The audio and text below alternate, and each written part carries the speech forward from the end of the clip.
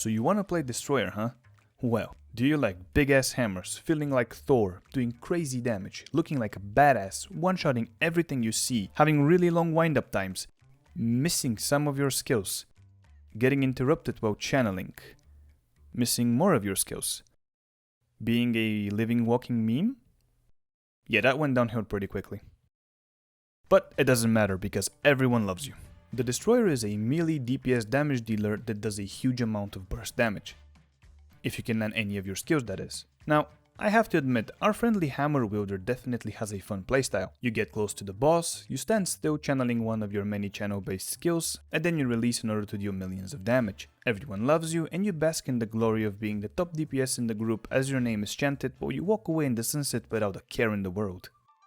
This is exactly the fantasy of every Destroyer player. The problem is that this can all crumble down if the boss decides to make the slightest positional adjustment. You miss your skill and nothing makes sense anymore. You proceed to try again, but you miss once more. At this point, you fall out of favor. You lose your job, your estate, and all of your friends. You end up selling honing materials on the black market for a bit of gold as no one wants you in their party, only to fail that weapon upgrade for the 50th time.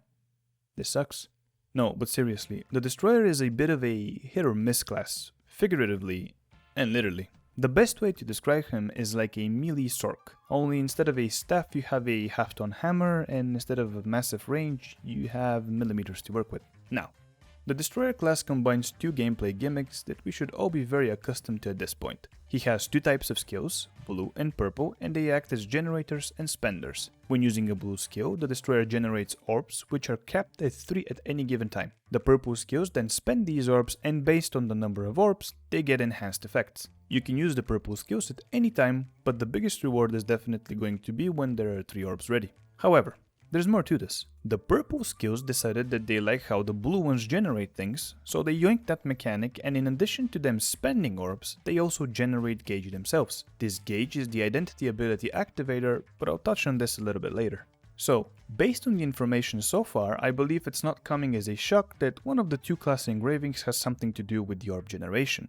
This engraving is called Hammer of Wrath. With it, the crit rate and crit damage of the purple skills is increased by a certain percentage based on the number of generated orbs. So, with a level 3 Hammer of Wrath and 3 generated orbs, you're looking at a 15% crit rate and 45% crit damage increase. This is a fairly simple and very intuitive engraving in my opinion. You use your blue generators to get the 3 orbs, and then you throw out one of your heavy hitting purple skills and do a massive amount of damage. Rinse and repeat. The other class engraving revolves around the gauge generation part of the Destroyer's identity. As I mentioned, Mr. Hammertime uses his purple skills to spend orbs, but also to generate gauge. This is exactly where the second class engraving effect comes into play. Gravity training allows the Destroyer to continuously generate gauge regardless if any purple skills are being used, effectively increasing the speed of which the Hammerman will go into his identity state. And let me tell you something. It takes him a while, but when he gets there, there's no stopping him.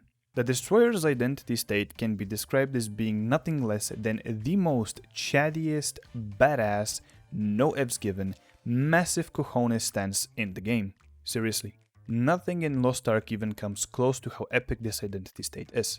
The Destroyer channels his inner chadness and enters a state of madness. Shockwaves form around him that could only be described as the heavens opening up and Zeus himself sending them down as the Destroyer tightens his muscles and begins to do what is most likely the best looking hammer mashing sequence one can imagine.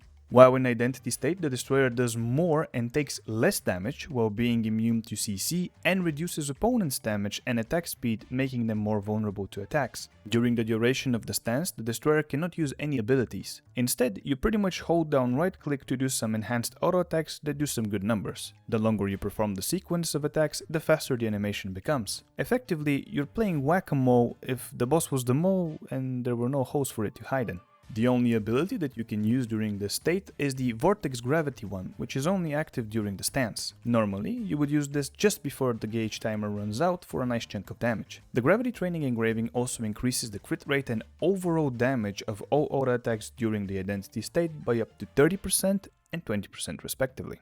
Now, while the Giga Chad mode is very fun and definitely something you should experience for yourself, the Hammer of Wrath engraving is generally more preferred. The reason being is that it's a lot more consistent and it simply provides more damage as you cycle through your generators and spenders, utilizing the best time to do your big damage instead of relying on a 10-second window to dish out all of it. Some of the best generator skills that can be used are Dreadnought, Jumping Smash, and Heavy Crush.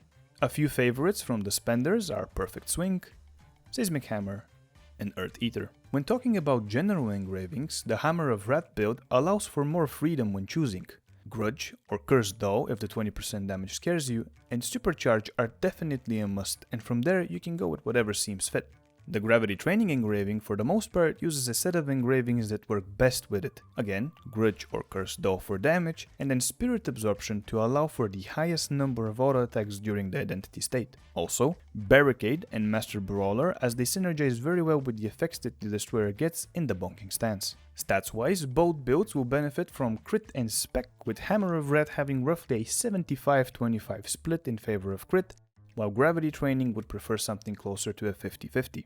Again, I do want to mention that all recommendations for skills, engravings, and stat distribution are just that. Nothing is set in stone, and I highly encourage everyone to experiment to their heart's content.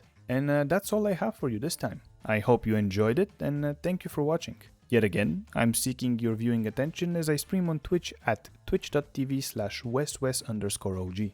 Hope to see you there.